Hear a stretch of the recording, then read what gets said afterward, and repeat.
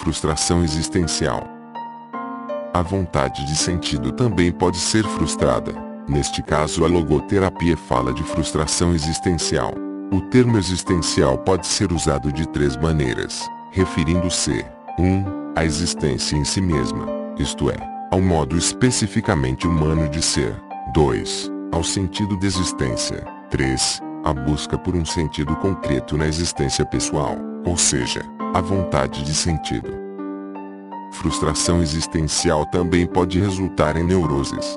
Para esse tipo de neuroses, a terapia cunhou o termo neuroses noogênicas, a contrastar com as neuroses na significação habitual da palavra, isto é, as neuroses psicogênicas.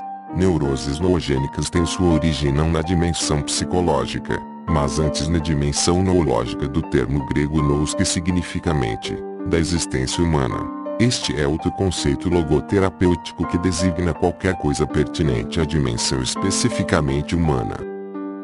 Neuroses noogênicas. Neuroses noogênicas não surgem de conflitos entre impulsos e instintos, mas de problemas existenciais. Entre esses problemas, a frustração da vontade de sentido desempenha papel central.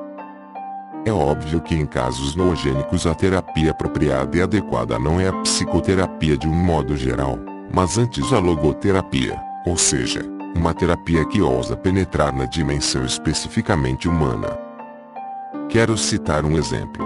Um diplomata americano de alto escalão dirigiu-se a meu consultório em Viena a fim de continuar o tratamento psicanalítico iniciado 5 anos antes com um analista em Nova York. Logo de início perguntei-lhe por que ele pensava que deveria ser analisado, porque, em si, começara com a análise. Revelou-se que o paciente estava descontente com a sua carreira e tinha extrema dificuldade em concordar com a política exterior dos Estados Unidos. Seu analista, no entanto, lhe havia dito repetidamente que ele devia tentar reconciliar-se com seu pai, porque o governo dos Estados Unidos, bem como seus superiores, eram nada mais que imagens paternas, e, consequentemente, a insatisfação com o seu emprego se devia ao ódio inconsciente contra o pai. Uma análise que já vinha durando 5 anos induzir o paciente a aceitar cada vez mais as interpretações de seu analista, até que, de tantas árvores de símbolos de imagens, ele não mais conseguiu ver a floresta da realidade. Após algumas poucas entrevistas, ficou claro que a sua vontade de sentido estava sendo frustrada por sua profissão e que ele na realidade ansiava engajar-se em outra espécie de trabalho. Como não havia motivo para ele não largar a sua profissão e abraçar outra, assim o fez, com os mais gratificantes resultados. Em sua nova ocupação ele está satisfeito já faz mais de 5 anos, conforme relatou há pouco tempo.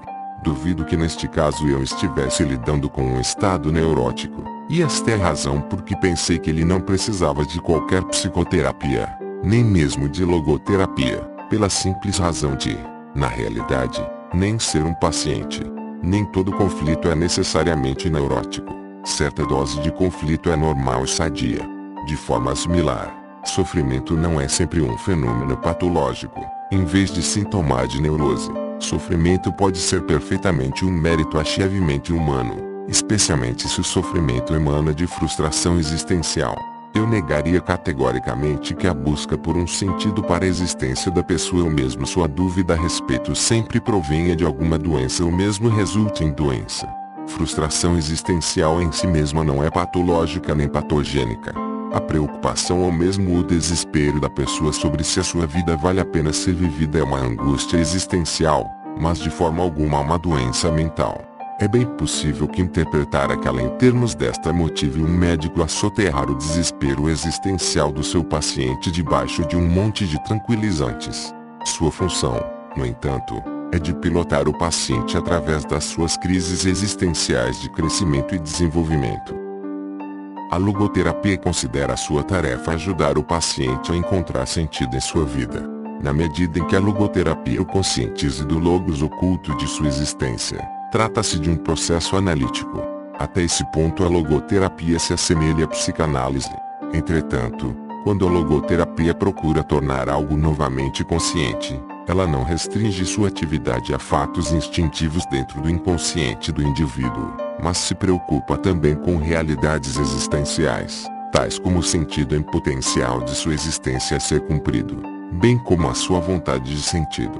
Qualquer análise, porém, mesmo que se abstenha de incluir a dimensão noológica em seu processo terapêutico, procura tornar o paciente consciente daquilo porque ele realmente anseia na profundidade do seu ser. A logoterapia diverge da psicanálise na medida em que considera o ser humano um ente cuja preocupação principal consiste em cumprir um sentido, e não na mera gratificação e satisfação de impulsos e instintos, ou na mera reconciliação dos reclamados conflitantes de id, ego e superego, ou na mera adaptação e no ajustamento à sociedade e ao meio ambiente.